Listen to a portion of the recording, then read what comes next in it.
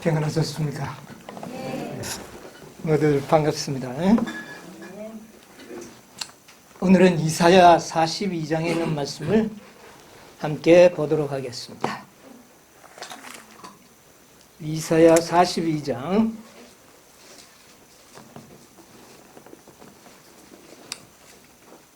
1절로부터 있는 말씀 제가 읽겠습니다. 내가 붙드는 나의 종, 내 마음에 기뻐하는 나의 택한 사람을 보라. 내가 나의 신을 그에게 주었은즉 그가 이방의 공의를 베풀리라.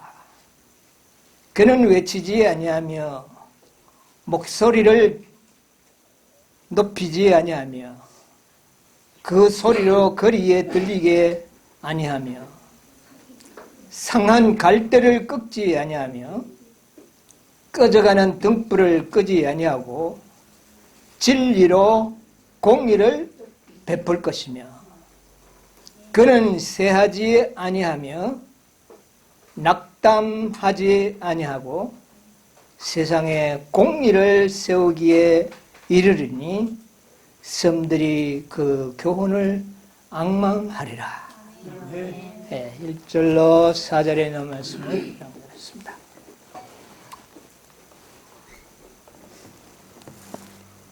여기에 내가 붙드는 나의 종, 내 마음에 기뻐하는 나의 택한 사람을 보라 그랬는데 이번이 누굽니까? 네, 예수 그리스도. 이 땅에 오실 메시아를 이렇게 표현했습니다. 우리 호세아 6장 6절에 보면 호세아를 통하여 우리 하나님께서는 이렇게 말씀했습니다. 나는 인애를 원하고 제사를 원치 아니하며 번제보다 하나님을 아는 것을 원하노라. 네, 이렇게 호세아 선지자를 통하여 말씀을 하셨습니다. 네, 정말 하나님께서는 우리가 강수 같은 기름과 번제물을 하나님께 드리는 것보다도 하나님을 아는 것을 원하노라. 그렇게 말씀하셨습니다. 여러분, 하나님을 아는 것은 무엇을 아는 것입니까? 네, 하나님의 궁극적으로는 하나님의 품성을 알아가는 것입니다. 열 처녀의 비유 가운데 보면 미련한 처녀들이 나오죠. 그 미련한 처녀들을 일컬어서 실물교원 411쪽에 보면 이렇게 기록하고 있습니다. 그들은 하나님을 알지 못한다. 결국 미련한 처녀들은 뭐를 모르는 사람들이에요? 하나님을 알지 못한다. 그들은 하나님의 품성을 연구하지도 않고 그들은 궁극적으로 뭐를 몰랐습니까? 하나님의 품성을 알지 못했다. 그러므로 하나님을 의지할 줄도 모르고 또 하나님을 쳐다보고 살 줄도 모른다. 그들은 저희의 봉사는 점점 저하되어 형식화되고 말았다. 그렇게 이야기하고 있습니다. 이 미련한 처녀들은 이론적인 지식이 부족했던 것이 아니라 그들은 가만 보니까 그들의 지식은 굉장히 이론화되고 형식화되어 버리고 말았다는 것을 알게 됩니다. 그런데 궁극적으로는 그들은 하나님의 품성을 연구하지 않았다. 그렇게 말하고 있습니다. 오늘은 하나님의 품성을 좀 연구해 보겠습니다. 네, 우리 하나님의 품성을 연구해야 합니다. 여기 보니까 나의 기뻐하는 자가 이 땅에 오면 내가 나의 신을 그에게 주고 그에게 성령의 충만함을 내가 줄 것이고 그가 이방에 뭐를 베푼다? 이방인들에게 공의를 베풀리라. 여러분, 하나님의 품성의 속성은 공의와 자비라고 하는 이론은 우리가 알고 있습니다. 여러분, 그런데 이방인들에게 공의를 베풀면 어떻게 돼야 됩니까? 이방인에게 공의를 베풀고 그랬어요. 여러분, 이방인들 공의를 베풀면 어떻게 되죠? 다 죽어버려요.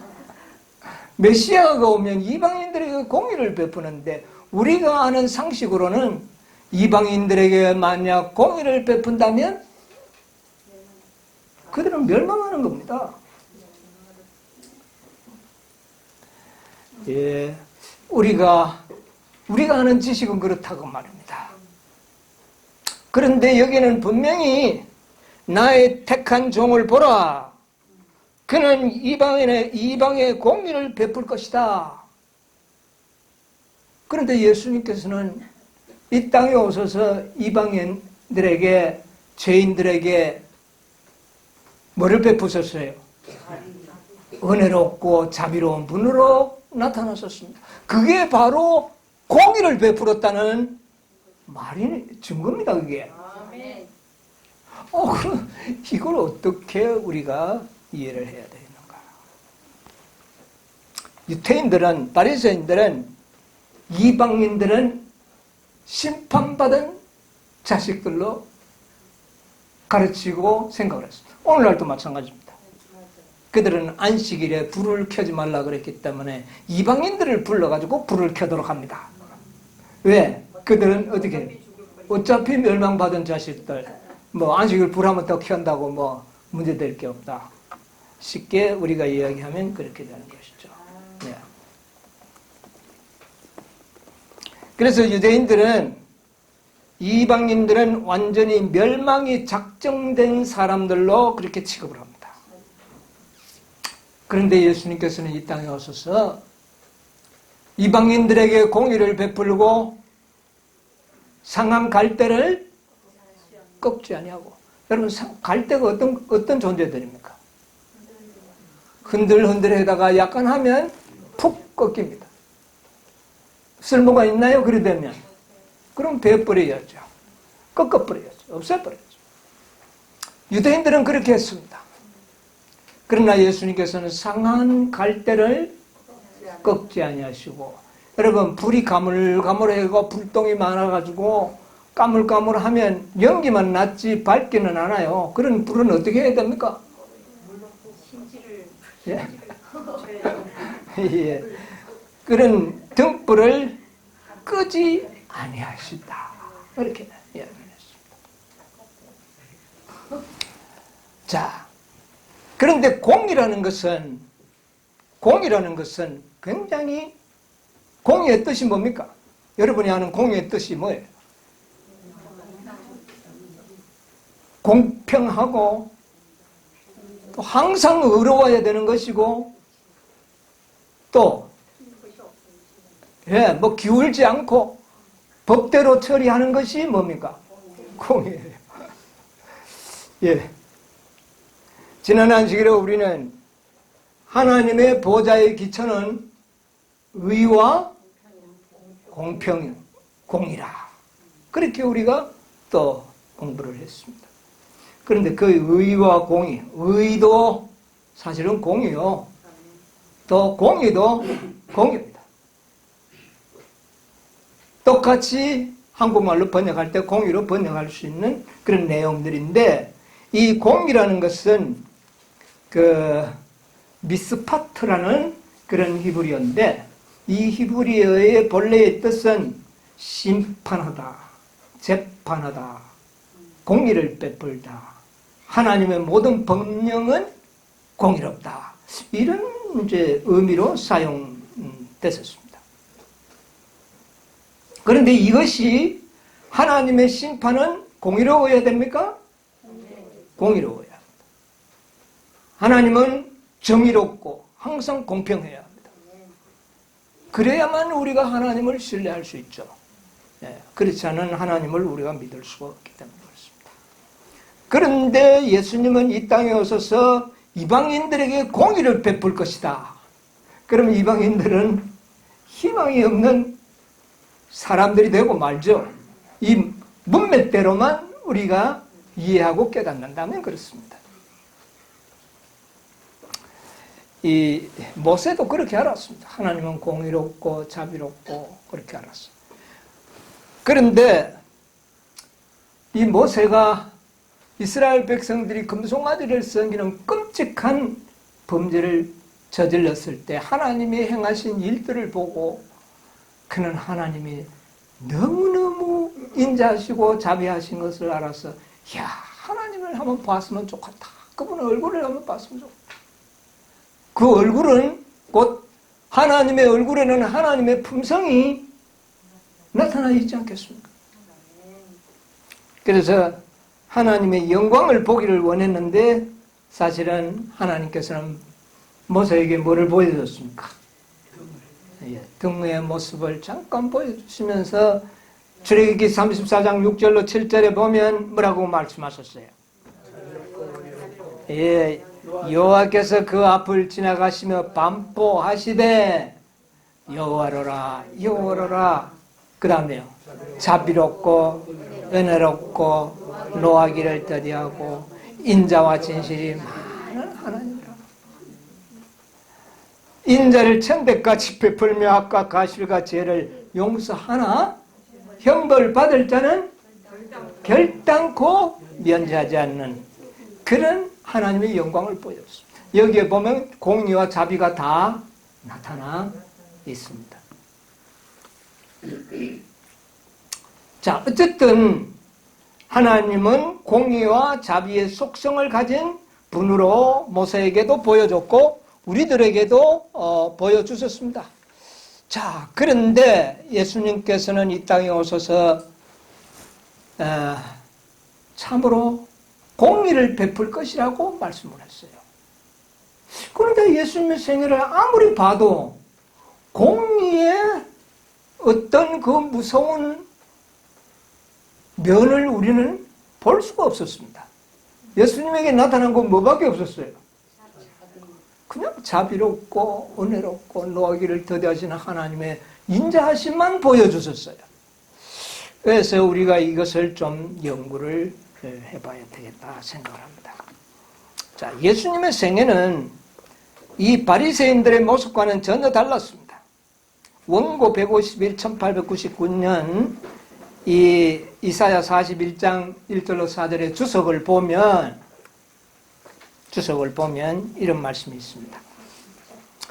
그리스도는 그 시대의 교사들과 같지 않았다.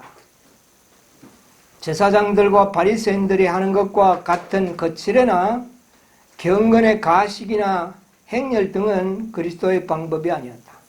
그리스도께서는 제사장들과 통치자들이 하는 일을 보셨다. 그것은 고통당하는 자들, 고민에 시달리는 사람들, 곧 도움이 필요되는 바로 그 사람들을 비난과 책망의 말로 내쳐버렸다. 이 세상의 모든 지도자들, 통치자들, 제사장들은 그런 자들을 어떻게 했습니까? 비난하고 정죄하고 쫓아버리는 그런 일들로 일관하는 것을 예수님께서는 보셨다. 예수께서는 연약한 갈대를 꺾을 만한 말을 하지 않으려고 많이 참으셨다. 상대방이 실망하거나 상대가 상처를 받을 그런 말을 하지 않으려고 무던히 참았다. 그게 이제 상한 갈대를 어떻게 해요? 꺾지 않는 것이죠. 그 다음에 그분은 믿음과 소망의 불이 희미하게 꺼져가는 사람들을 격려하고 그 불을 끄지 아니하셨다. 그는 목자같이 양무리를 먹이시고 어린 양을 그 팔로 모아 품에 안으시며 젖먹이는 암컷들을 온순히 인도하셨다. 뭐를 베푸신 건 모습입니까? 은혜와 자비를 베푸는 모습을 우리는 보게 됩니다. 자, 예수님께서는 가늠한 여인이 잡혀왔는데도 자칫하면 자신이 이 여인 때문에 엄청난 시련을 당할 수가 있었습니다. 아, 그래, 돌을 쳐부르라 이랬으면 뭐 문제는 별 거는 없어요. 그러나 그 여인의 상한 갈대를 어떻게 했습니까? 꺾지 아니하시는 예수님의 모습을 우리가 보게 됩니다. 자, 왜 예수님께서는 그런 죄인들을 용서해주고 자비를 베풀 수 있었느냐 그 말입니다. 자기가 뭐를 받으면서 자기와 욕을 먹고 고통을 받으면서도 모든 죄인들에게 뭐를 베풀었어요? 그래서 예수님의 생애를 우리가 자세히 연구해요. 하나님 품성을 우리가 연구해야 되는데 예수님의 자신의 모든 생애에서 공의의 기초가 아주 확고하신 분이었습니다. 예수님께서 우리 인간들에게 무한한 자비를 베풀 수 있었던 것은 자신의 공의가 자신의 생애가 공의의 기초로 다져져 있었기 때문에 죄인들에게 뭐를 베풀 수 있었을까요? 자비를 베풀 수가 있었습니다. 여러분, 하나님의 보좌는 무엇으로 되어 있다고요? 공의로 되어 있지 않습니까? 그게 뭡니까? 기초라 그랬잖아요. 기초. 지난 안식일 우리가 공부했지 않습니까? 그것은 기초가 되는 거예요. 그 위에 뭐가 세워지는 겁니까? 기초 위에 건물이 세워지듯이 자비가 세워지는 겁니다. 그러면 공의가 든든하지 아니하면 자비를 세울 수 있나요? 여러분 이것을 깨닫게 되시기를 바랍니다. 아주 중요한 키포인트입니다. 기초가 든든하지 않으면 뭐도 세울 수 없다는 겁니까? 자비가 세워지지 않은 거예요. 공의가 없는 자비는 존재가 불가능합니다. 그러면 예수님에게는 온통 자비를 인간들에게 베풀 수 있었던 것은 자신의 생애에 뭐가 기초가 단단했기 때문에 자신의 생애의 공의의 생애가 든든했기 때문에 다른 사람에게 뭐를 베풀 수가 있었어요? 자비를 베풀 수가 있어요. 여러분 이것이 하늘의 보좌의 기초이면서 아버지의 품성의 기초가 되는 거예요. 자비의 기초는 공입니다. 만약 하나님의 속성 가운데 공이라는 속성이 결여되어 있다면 결코 우리 인간들에게요. 뭐를요? 자비를 베풀 수가 없다는 것입니다. 이방인들에게 공의를 베풀어야 되는데 이방인들에게 자비를 베풀었어요. 그것은 이방인이 받을 공의를 자신이 어떻게 해요? 감수하고 받았기 때문에 이방에게 뭐를 베풀 수 있어요? 자비를 베풀 수 있었다는 사실. 여러분 자비는 무조건 여러분 그냥 뭐 이렇게 선한 일 한다고 그게 다 자비로 생각하시면 큰 오산입니다. 뭐가 든든해야지만요. 공의가 없는 자비는 사실은 거짓말입니다. 윗선입니다. 이 땅에서 행해지는 많은 자비들은 거의 대부분이 다 무엇입니까? 윗선들이에요. 왜? 뭐가 없기 때문에. 공의가 없기 때문에. 여러분 공의는 절대로 범죄를 용납하지 않습니다. 범죄를 놔둔 상태에서 자비를 베풀면은 하나님의 공의가 그것을 인정합니까? 있을 수가 없는 거예요. 이것을 아셔야 돼요.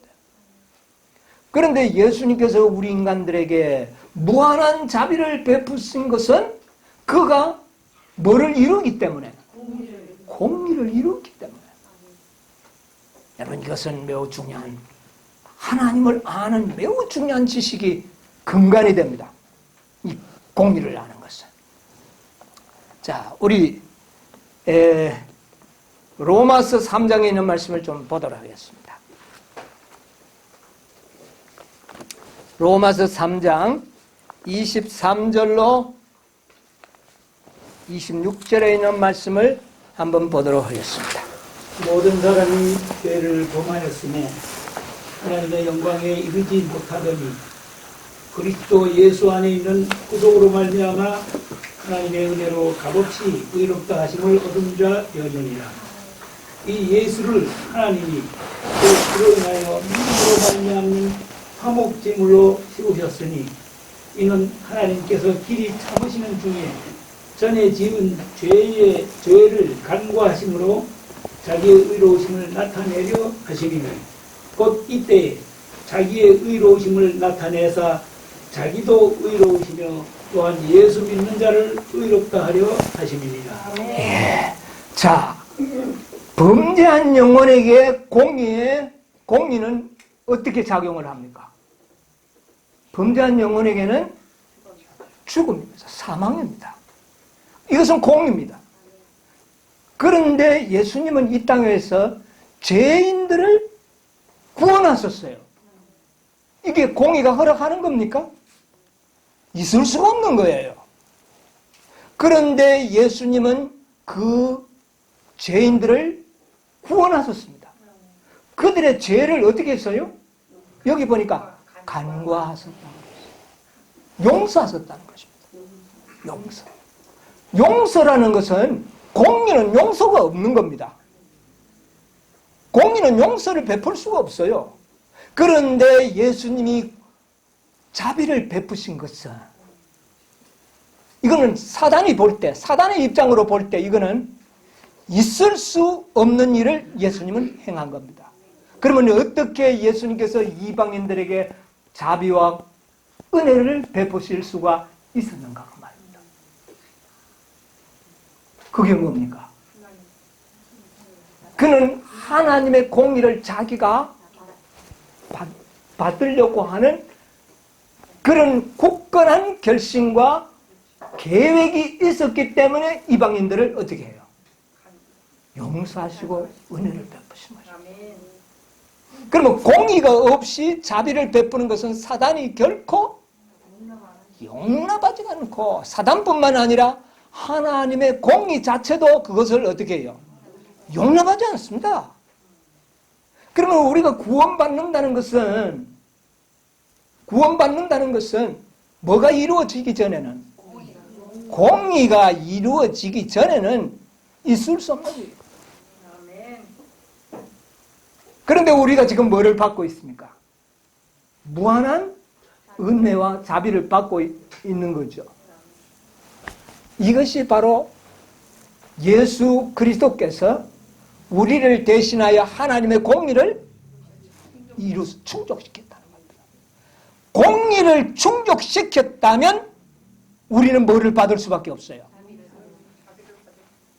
공의가 이루어졌다면 우리가 믿기만 한다면 자비를 받는 일에는 전혀 문제가 없는 것이에요. 여러분 구원받는 일에 전혀 거리낌이 없어져 버린 겁니다. 왜? 뭐를 이루었기 때문에.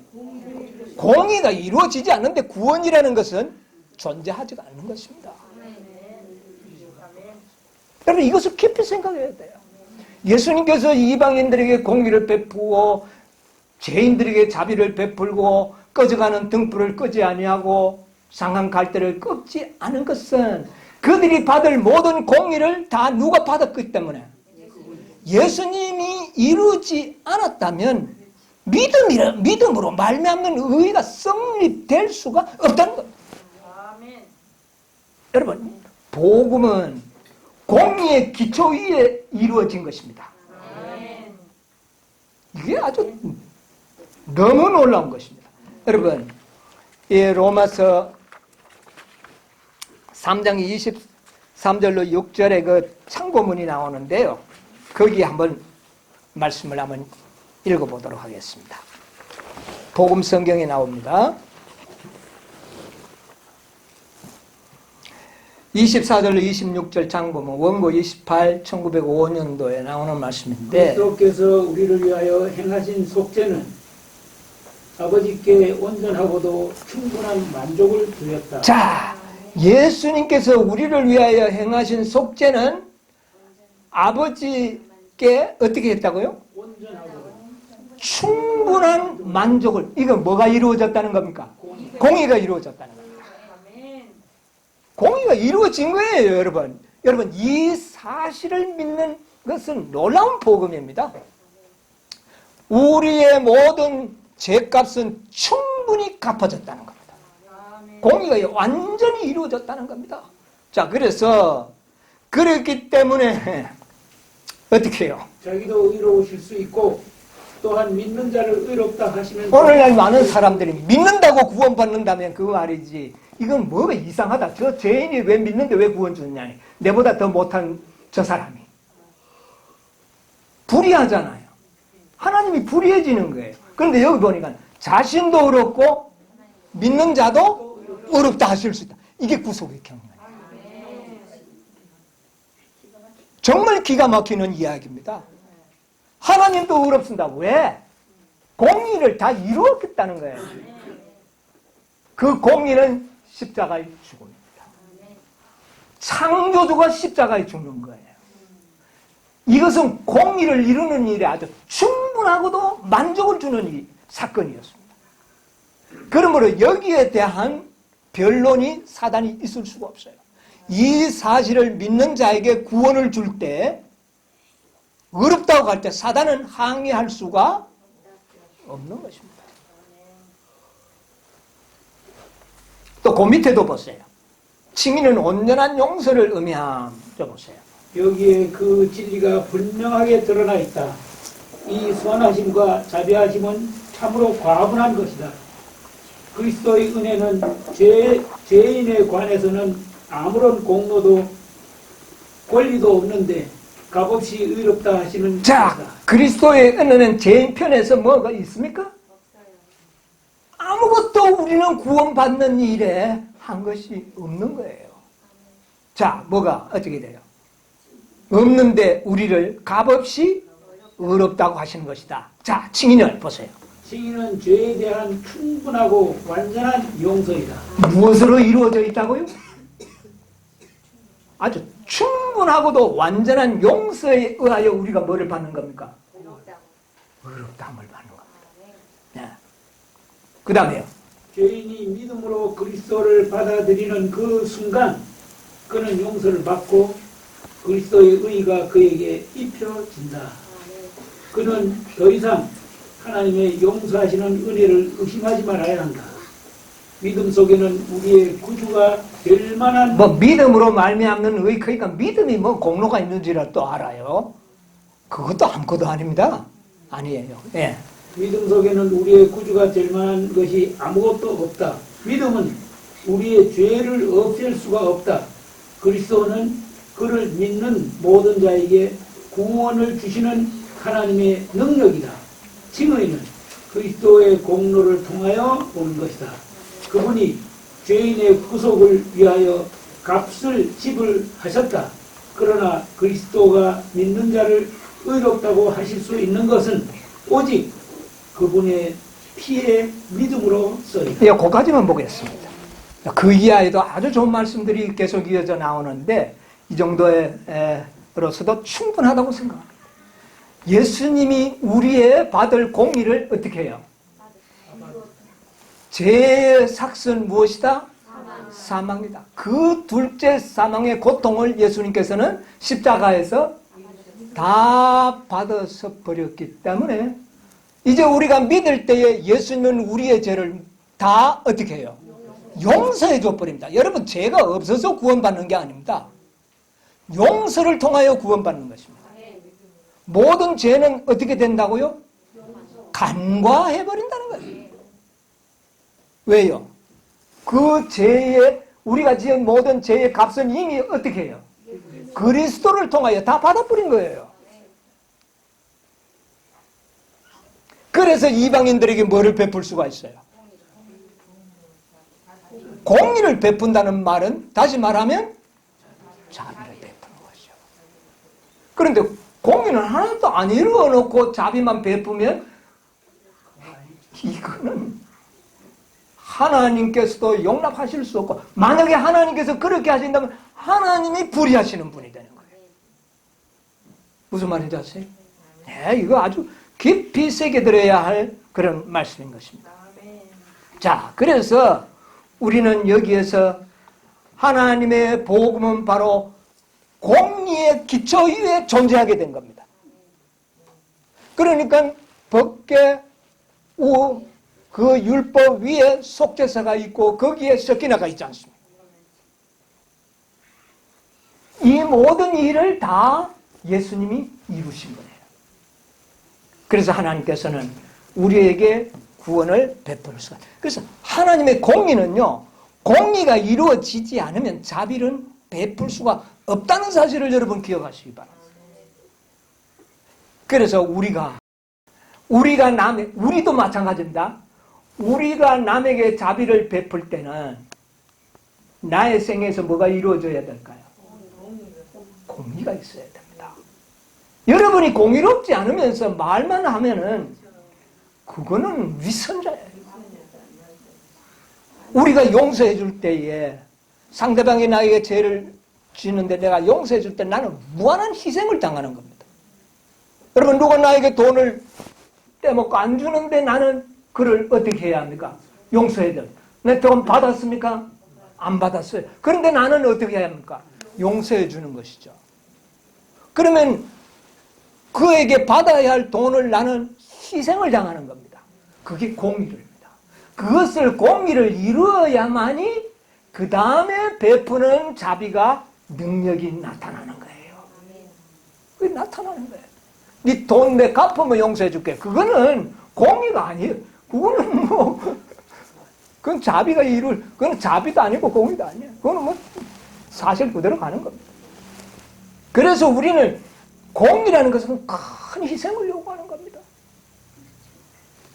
여러분, 이 공의가 잘못돼 버리면, 그래서 우리의 믿음의 신앙의 기초가 되는 공의가 잘못되면은 하나님 자신을 잘못 나타내는 것이요, 기초가 잘못돼 버리는 것입니다. 자, 우리 지난 안식일에 열왕기하 4장 38절로 41절에 우리가 연구를 했죠. 저 거기 보니까 엘리사의 생도가 굽을 길이 있는데 뭐를 넣었어요? 야생 호박을 넣고 했는데 그거 속에 뭐가 들어있었어요? 사망의 독이 있었다 그랬어요.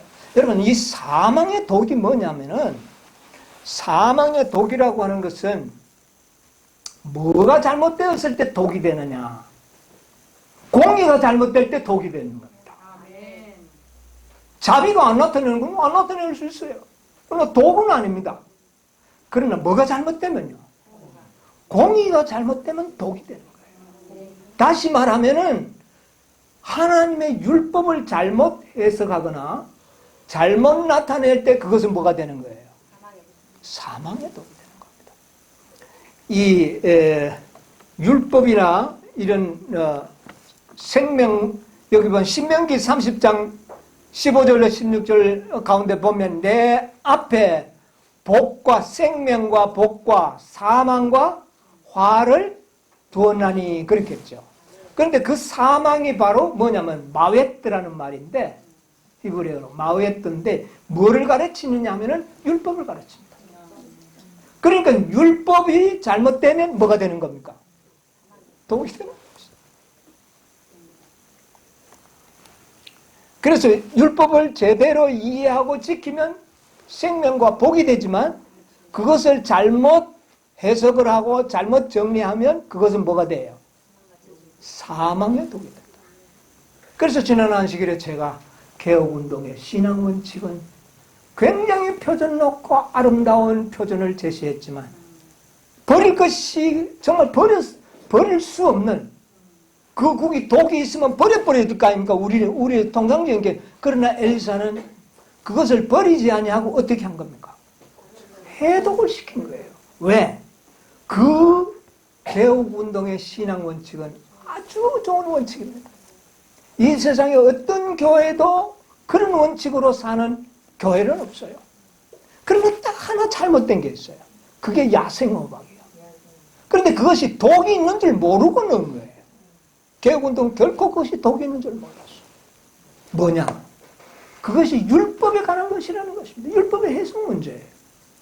그것은 우리가 지난 안식일에도 이야기했지만은 마태복음 19장 9절에 나오는 그게 뭡니까? 음행한 영고에 관한 이혼과 재혼은 무죄하다는 것을 예수님께서는 말씀하셨는데 이것을 인정하지 않는 것입니다. 그러면 그걸 인정하지 않으면 이혼과 재혼과 관계가 없는 사람들은 아무 문제가 없어요. 그러나 만에 하나라도 그런 일을 당하는 사람 쪽에서는 그 법은 그에게 뭐가 돼버립니까? 사망의 독이 된다는 것입니다. 그래서 지극히 적은 자 하나에게 한 것이 곧 나에게 한 것이다. 우리는 한 사람이라고 그 한 영혼의 가치를 절대로 우리는 무관심하거나 등한히 여겨서는 안 돼요. 예수님께서는 이 땅의 한 영혼에게도 억울한 일이 없이 자신의 품성을 드러내는 것이 구속의 경륜이요 섭리라는 것입니다. 어떤 영혼에도. 그러나 원칙 자체가 잘못된 원칙을 고소하게 될 때에 모든 사람들은 괜찮아요. 그 문제가 저촉이 안 되기 때문에. 그러나 그 일을 당하는 사람은 그 법은 그들에게 뭐가 돼버려요. 이것은 공의가 잘못되는 거예요. 그러면 결과적으로 뭐가 공의가 잘못되면 복음이 완전하게 나타나질 않습니다. 왜? 완전한 공의 속에 뭐가 나타나니까? 그 위에 자비가 나타나는 겁니다. 여러분 공의가 잘못되면 복음은 능력을 상실하게 됩니다. 여러분 장로교회의 신앙 원칙 속에는 사망의 독이 있어요 없어요? 아주 많이 있죠. 뭐 넷째 계명 안 지켜도 구원받는다 하고 이런 사망의 독이 있어요. 그런데 그것은 구속사적으로 봤을 때 그런 복음 속에는 능력이 있어요 없어요? 능력이. 다시 말하면 그 복음은 품성을 변화시키지를 못한다 그 말입니다. 공의가 잘못된 그 위에 건설된 복음은 품성을 변화시키는 일에 실패하는 것입니다. 무슨 말인지 아세요? 네. 왜? 공의 위에 뭐가 세워져 있기 때문에? 자비가 세워져 있기 때문에. 자, 우리 재림교회 신앙 원칙은 어떻습니까? 재림교회 신앙 원칙은 문맥상으로는 잘못이 없어요. 문맥상으로는 한번 28개 조항 읽어보세요. 하나도 버릴 게 없습니다. 그리고 교회 요람 그 뭐 15장, 16장까지가 있는가? 그 긴 책에 보면 그 요람들을 아주 좋아요. 이혼과 재혼도 개혁운동과는 달리 아주 성경적으로 해석을 잘 해놨습니다.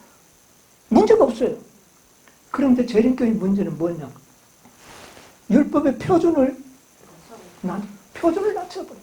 세상과 타협하기 위해서 세상과 타협하는 관계에 율법의 표준이 낮아져버려요.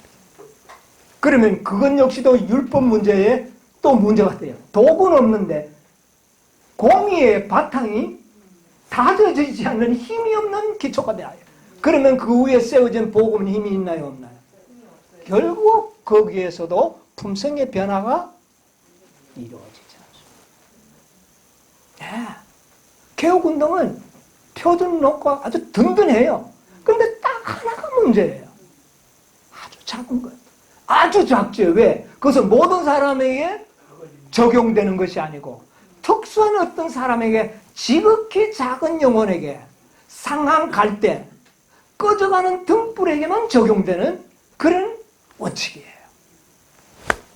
그런데 그것이 그 영혼들에게는 뭐가 됐다는 것입니까? 사망의 독이 된다는 것입니다. 그래서 그러나 그 다른 모든 원칙은 너무나도 든든하고 좋기 때문에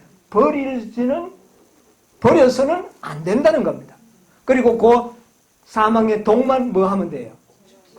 해독하면 돼요. 그런데 해독하는 방법이 뭐였죠? 예, 가루를 가져오라. 그런데 그 가루가 통밀, 솔렛, 케망. 네, 케망. 그냥 통밀가루는 있는 그대로 가루를 합니다. 말씀 그대로만 믿으면 독은 없어집니다. 이것을 마지막 이 18장 천사를 믿고 있는 이 마지막 백성들의 깨우침을 주기 위하여 18장 천사를 상징하는 엘리사 선지자 시대의 그런 놀라운 역사를 우리에게 기록해 남겨놓은 것입니다. 자, 그래서 이런 모든 공의의 기초 위에 굳건한 공의 위에 기초가 되어 있을 때의 복음은 능력이 있는 겁니다. 공의가 잘 흠이가 있으면 자비에도 흠이 나타나는 것이에요. 그래서 완전한 공의의 바탕 위에 완전한 자비가 나타납니다. 예수님이 이루신 공의는 완전한 공의입니다. 그렇기 때문에 그에게 나타나는 자비는 완전한 것입니다. 네? 그것이 하나님의 품성이에요. 그래서 예수님의 생애에 나타난 것은 공의는 예수님의 십자가 자신의 생애에서 완전히 이루어져요. 여러분, 십자가를 보면서 누가 죄를 찍어도 구원받을 수 있다고, 죄를 남겨놓고도 구원받을 수 있다고 생각할 수 있겠습니까? 회개하지 않는 죄가 있다면 결단코 면제치 아니하시는 공의를 십자가에서 어떻게 해요? 볼 수가 있는 겁니다. 그 다음에 예수님의 생애와 십자가를 통하여 이루신 용서, 어떤 죄도 용서받을 수 있는 기초가 놓여져 버린 겁니다. 여러분, 죄 때문에 고민하지는 마십시오. 왜? 뭐 하면 되니까요? 회개한다면 그 죄를 용서하고도 넉넉하게 용서해 주실 수 있는 하나님의 공의가 이루어져 있다는 사실을 기억하시게 돼요.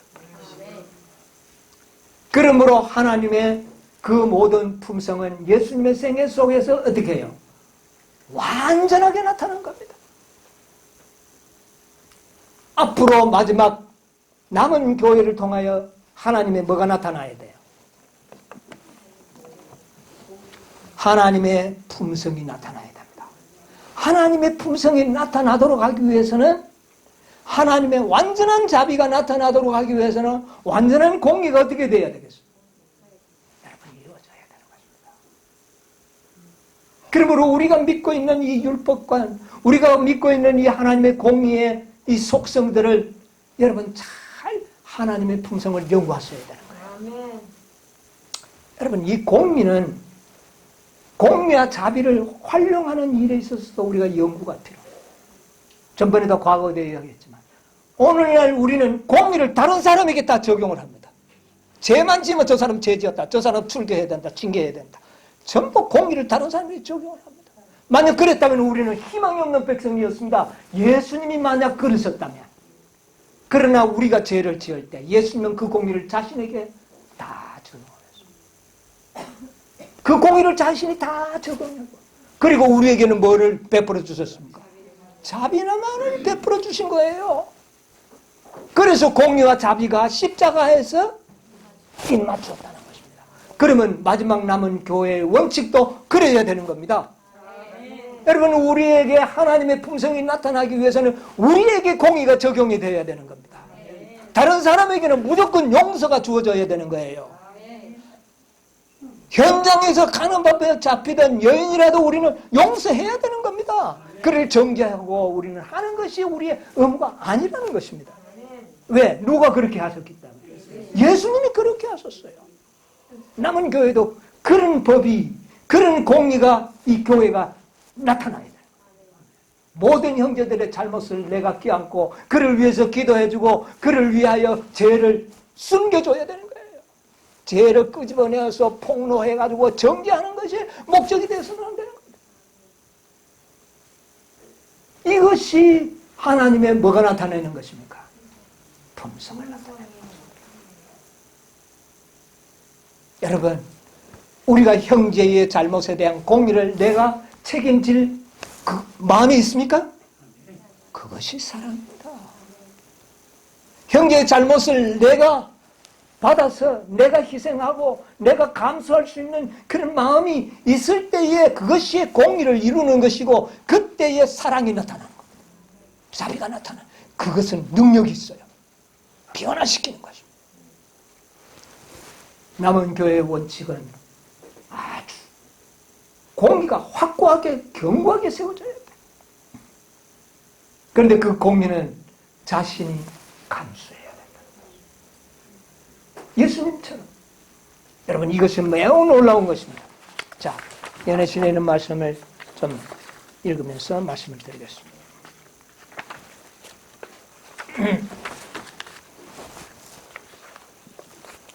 여러분,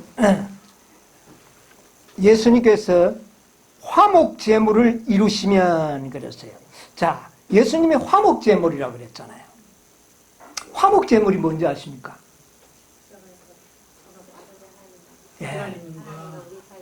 예, 화목 제물이 되었을 때 화목 제물의 그 원어의 의미는 속죄소라 그 말입니다. 그분이 우리의 속죄소가 되시고, 여러분 이 속죄소는요 우리의 속죄소가 된다. 내 죄를 속하는 장소가 된 거예요. 자, 그런데 이 속죄소는 제일 처음에 우리의 죄가 속해지는 장소가 성소진리의 어디입니까? 번제단이죠. 번제단에서 우리의 죄가 속해지죠. 사실은 우리가 개인적으로는 번제단에서 다 끝납니다. 우리의 죄가. 지성소까지 갈 필요 없어요. 지성소에서 해결하는 것은 그리스도가 하시는 사업입니다. 그것은 교회가 깨달아야 할 진리예요. 아시겠습니까? 번제단에서 성경에 보면 우리의 죄를 맑게 용서하시고 도말하겠다고 그랬지 않습니까? 그래서 장로교인들은 구속사를 모르니까 번제단에서 다 용서되고 도말되는데 무슨 또 지성소까지 죄를 끌고 가서 이야기하는, 이렇게 이야기합니다. 그것은 구속사적으로 봤을 때는 그렇습니다. 구속사적으로는 번제단에서 일단 끝이 나지만 그것은 양의 사명이 이루어지는 것이죠. 양이. 그 다음에 대속죄일날 지성소의 속죄가 되는 것은 대제사장이 이루실 사업이라는 말이에요. 이것을 이제 모르니까, 구속의 경륜을 모르니까 이제 그렇게 되는 겁니다. 그런데 예수님은 우리를 위하여 속죄소가 되겠다. 그럼 번제단도 되고 또 어디도 된다는 겁니까? 속죄소도 되는 겁니다. 자, 번제단에서 우리의 죄가 다 용서되지 않습니까? 이것으로 구원이 되는 겁니다. 여러분, 그래서 이 속죄적인 개인적인 속죄는 번제단에서 이루어지고 전에 지은 모든 죄를 다 간과하시고 용서하심으로 이루어집니다. 그러나 구속사적인 속죄는요, 지성소에서 이루어집니다. 지성소에서. 이걸 구별을 할 수 있는 우리가 안목이 필요해요. 그래서 예수님은 두 종류의 속죄를 십자가에서 다 이루신 겁니다. 자, 이것을 잘 이해하면 번제단에서 속죄를 이루어 구원받은 자들은 허다한 무리들. 그 다음에 구속사적인 입장에서 이 지상의 마지막 역사까지를 살아간 마지막 남은 교회와 그리스도와의 관계 속에서 구원 얻는 14만 4천인들은 저 바로 지성소의 속죄소에서 뭐가 이루어진 거죠? 속죄가 이루어진 거죠. 그런데 저것도 예수님이 이루신 거예요. 예수님이 이루어졌기 때문에 칭의에 의하여 죄가 용서받고 구원받는 거나, 그 다음에 지성소의 속죄소가 예수님이 인간으로서 이루신 품성의 완전을 믿는 자에게는 칭의의 방법으로 품성을 어떻게 해요? 선물로 주는 겁니다, 이게. 근데 여기에 이제 문제가 있는 거예요. 놀라운 진리가 들어있는 겁니다.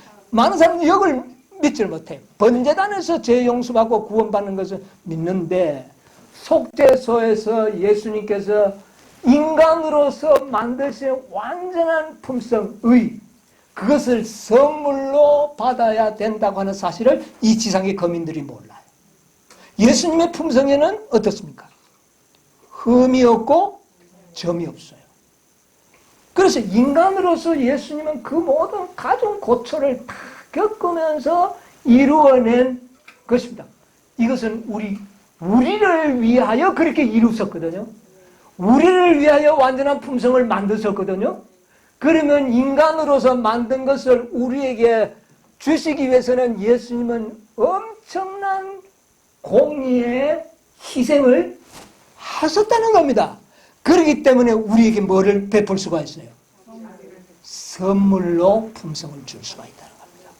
여러분, 하나님의 품성을 그냥 하늘에서 가져와서 그냥 믿는다고 탁탁 줘버리면 사단이 뭐라 그러겠어요? 세상에 그렇게 불공평한 일이 어디 있냐고. 공의가 이루어진 겁니까? 안 이루어진 거예요. 그러나 예수님은 우리와 동일한 육체를 가지고 이 땅에 오셔서 완전한 품성을 어떻게 해요? 개발하셨어요. 그래서 이 땅에서 히브리서에 보면 뭐라 그랬어요? 심한 눈물과 통곡을 하면서 기도하셨다 그랬잖아요. 그건 누구 때문에 한 겁니까? 우리 때문에 그렇게 하고 완전한 품성을 만들었어요. 누구 주려고? 우리를 주기 위하여 만들었다. 이것을 무엇으로 받으라? 믿음으로 받는다는 것은 선물로 받는다는 거예요. 그러므로 우리는 완전한 품성을 받을 때도 여러분이 이거 받아가 되는 기가 이렇게 생각하면 안 된다 그 말입니다. 주실 때 우리는 그것을 어떻게 받아야 돼요?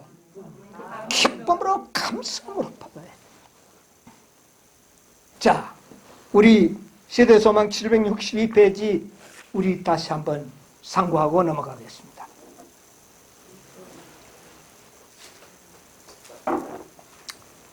공의의 기초가 든든하기 때문에 구원과 아울러 뭐도 받을 수 있다? 완전한 품성도 받을 수 있다. 무엇으로? 믿음으로 선물로 받을 수 있다. 자, 시대소망 762페이지 율법은 의 한번 읽어보세요. 율법은 의, 즉 의로운 생애, 완전한 품성을 요구하지만 하나님의 공의는 절대로 애누리가 없습니다. 완전한 품성을 내놔라는 겁니다. 안 되면 결코 용납하지 않습니다. 오늘 우리 교장 선생님이 이야기했죠. 완전한 품성, 인을 받지 않고는 하늘 도성문을 통과할 자가 있다 없다? 없다 그랬어요. 절대로 공의는 애누리가 없습니다. 자, 보세요. 하지만 인류는 그 요구에 미칠 수 없다. 인류는 하나님의 거룩한 율법의 요구를 충족시킬 수 없다. 공의의 요구를 결코 우리는 이룰 수 없다. 그러나 그리스도께서는 인간으로서 지상에 오셔서 거룩한 생애를 사시고 완전한 품성을 개발시키셨다. 그리스도께서는 그것을 받고자 하는 모든 자에게 값 없이 선물로 주신다. 자, 뭐 없이 선물로 주신다? 우리가 완전한 생애를 살면은 그게 무슨 선물이 되겠어요? 우리가 살았는데. 근데 우리가 완전하게 살지 못하는데 뭐를 줘버린다? 완전한 품성을 주신다. 네, 그 다음에. 그분의 생명은 사람들의 생명을 대신하신다. 그리하여 그들은 하나님의 관용을 통하여 이게 자비죠? 네, 자비를 통하여. 과거의 죄를 용서받는다. 예. 그뿐 아니라 이제 뿐만 아니라, 이거는 우리 일반 허다한 무리들도 다 해당되는 겁니다. 그러나 뿐만 아니라부터 보세요. 그리스도께서는 하나님의 속성을 사람들에게 불어 그분은 인간의 품성을 거룩하신 하나님의 품성을 따라 형성하여 영적인 힘과 아름다움을 지닌 훌륭한 건물이 되게 하신다. 그리하여 바로 이 율법의 의가 자, 아까 율법엔 완전을 요구했는데 그 완전한 의가 그리스도를 믿는 자에게서 성취된다. 예, 이건 뭡니까? 선물로 받은 자에게서 이런 완전한 의가 어떻게 해요? 성취된다. 그럼 이건 자신이 하는 겁니까? 예수님이 하는 겁니까? 예수님이 이루실 것이라는. 자, 그 다음에 하나님께서는 자기도 의로우시며 또한 예수 믿는 자를 의롭다 하실 수 있다. 예, 요한복음 3장 26절을 역시 여기도 이용합니다. 이제 우리가 완전한 품성을 믿음으로 얻는 그 일에 있어서 하나님은 의롭습니다. 왜요? 자기가 그냥 하늘에서 가져와서 뚝 줬다면은 불의합니다, 하나님은. 그런데 어떤 형편에서 이루었어요?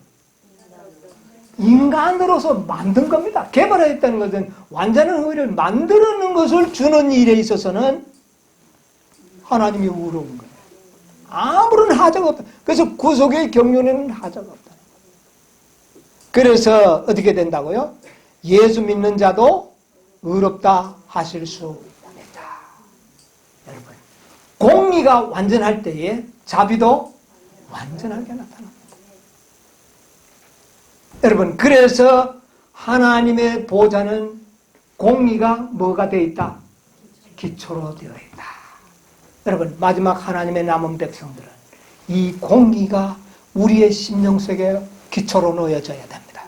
하나님의 율법을 순종함과, 그리고 하나님의 율법에 대한 개념이 결코 깎아버린 가루가 아니라 통밀가루 그대로 받아들입니다. 말씀 그대로 믿는 믿음을 가지는 이런 그런 생애는 자기를 뭐하는 생애여야 된다? 희생하는 것입니다. 자기를 희생하는 것만큼 다른 사람에게 자비를 베풀 수가 있어요.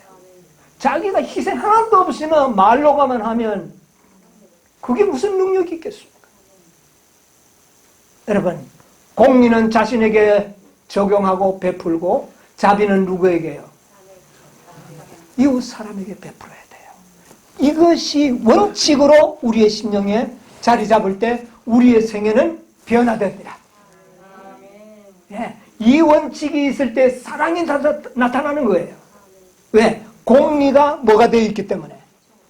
공의는 희생을 이야기합니다. 자비를 안 베풀면은 희생할 필요 없어요. 그래요, 안 그래요? 자비를 베풀 일이 없다면 희생할 필요가 없어요. 그러나 하나님께서는 공의의 속성과 아울러 뭐를 또 가지고 있습니까? 자비를 갖고 있기 때문에 자비를 베풀기 위해서는 공의를 이루어야 되는 겁니다. 그 공의는 십자가에서 이루어졌고, 그 공로에 의하여 우리 인간들은 뭐를 받을 수 있다? 하나님의 자비를 받을 수 있는 자격이 생긴 겁니다. 이 원리를 자신에게 적용시킬 때에 우리의 품성도 어떻게 돼요? 변화될 수가 있다. 이 원칙이 교회 원칙이 될 때에 그 교회는 사랑이 생겨날 수가 있는 겁니다. 이 원칙이 잘못되면은 공의가 항상 형제들에게 가는 겁니다. 네가 죄를 지었으니 벌을 받아야 되고, 죄 지어가 벌 다 받아보면 예수가 왜 필요합니까? 그렇지 않습니까? 그런 결과에서는 뭐가 나타나지 않느냐면은 사랑이라는 것이 결여되게 되는 것입니다. 그래서 신앙의 원칙과 공의의 토대가 잘못된 교회들은 사랑이 있는 것 같으면서 들어가 보면 사랑이 없어요. 사랑이 나타날 수가 없어요. 뭐가 빈약하기 때문에. 공의가 빈약하기 때문에. 그래서 우리는 하나님의 품성을 어떻게 해요? 연구해야 되는 것입니다. 그 품성을 연구할 때에, 그것을 자신에게 적용을 할 때에 우리의 생애가 뭐 받을 수 있다? 변화될 수가 있는 것입니다. 미련한 처녀들은 바로 무엇을 연구하지 않았다는 겁니다. 하나님의 품성을 연구하지 않았기 때문에 품성이 변화되지 않았습니다. 원인과 결과가 드러나지 않습니까? 여러분이요, 우리의 생애에서 정말 아름다운 품성이 나타나기 위해서는 내 심령 속에 공의가 자신에게 잘 적용이 돼요. 공의의 원칙을 자신에게 잘 적용할 때에 우리에게는 놀라운 변화가 일어날 수가 있다는 것입니다. 이와 같이 하나님의 공의를 세우는 마지막 남은 백성들이 되시기를 간절히 바라면서 오늘 말씀을 마치겠습니다.